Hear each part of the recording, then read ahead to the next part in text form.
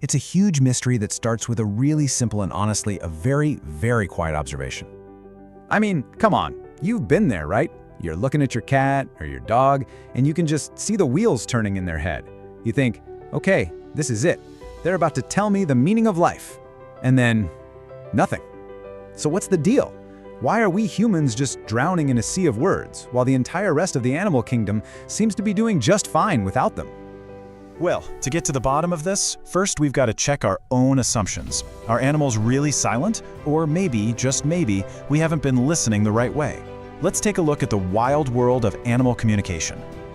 So here's the thing. For centuries, we really underestimated what animals were saying to each other. We kind of just wrote it all off as, basic instincts, simple growls and chirps. Turns out, we were dead wrong.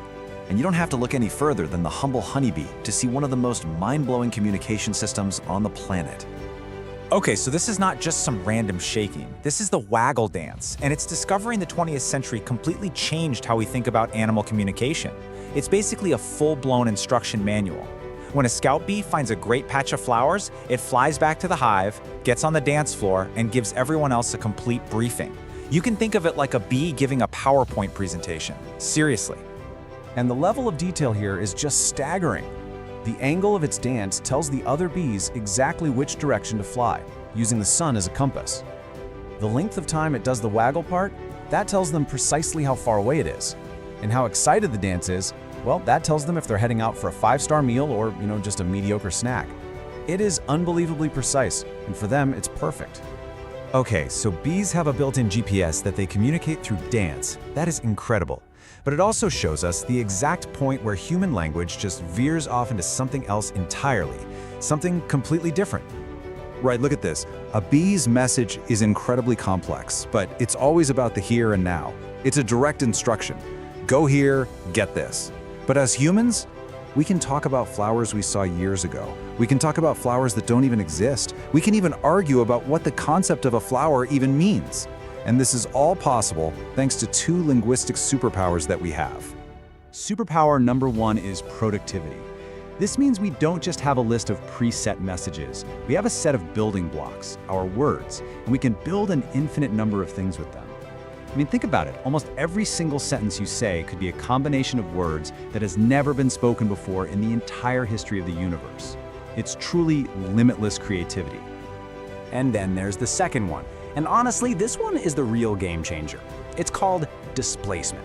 This is our ability to completely escape the present moment. We can talk about what happened yesterday, what might happen next year, or the rules to a game that doesn't physically exist. This is the trick that separates us from everyone else. So let's follow this logic. Because once you have the power of displacement, you stop just describing the world around you. You actually start creating brand new ones. I mean, just look at this list. Almost every single pillar of our civilization is built on this trick of talking about things that are not physically in front of us. Things like money, laws, human rights, corporations. These are all just stories. They're ideas that we all agree to believe in, and they're made real through our shared language. You can't show a chimpanzee a dollar bill and have it mean anything. It's an abstract concept we built with words. And that really brings us back to your cat. Your cat doesn't need to talk about stock options or the rules of soccer because its communication system is perfectly, beautifully optimized for its reality, a world of immediate needs, of dangers, of food right here, right now. We humans, on the other hand, developed this tool that lets us live in countless different realities, all of our own making. Which of course leads us straight into one of the biggest and most fascinating debates in all of linguistics. If our language lets us build these worlds, does the specific language we speak actually determine the kind of world we can build? Does it literally shape how we think? So you've got 2 major camps here. On one side, you have Noam Chomsky and the idea of a universal grammar. This theory says that all humans are basically born with the same operating system for language hardwired into our brains. The different languages, like English or Japanese, are just the software we happen to install. But on the other side, you have the Sapir-Whorf Hypothesis, which argues that the software, the language itself, actually acts like a lens that shapes and colors everything we see. And English is a fantastic example to look at here. As this huge global language, it's basically a giant sponge, just soaking up words and ideas and concepts from hundreds of other cultures. It's not some rigid, fixed map that dictates one way of seeing the world. It is constantly evolving, a living, breathing thing. And that constant change kind of challenges the idea that any one language could ever really lock us into a single way of thinking. Okay, so we have spent all this time talking about, well, about talking, about words and sentences and what makes language so incredibly powerful. But what if one of the most important parts of communication is the exact opposite of all that? There's this fantastic analogy in our source material. You know that teacher, the one who asks a question and then immediately jumps in to answer it themselves because they can't stand the quiet? They're not really teaching. But a good teacher, they have the confidence to just be silent, to let that question hang in the air. And it's in that space, in that quiet tension, that the students actually start to think for themselves. And that is just a beautiful paradox, isn't it? Language is our great tool. It's how we transmit information, how we build these incredible shared realities.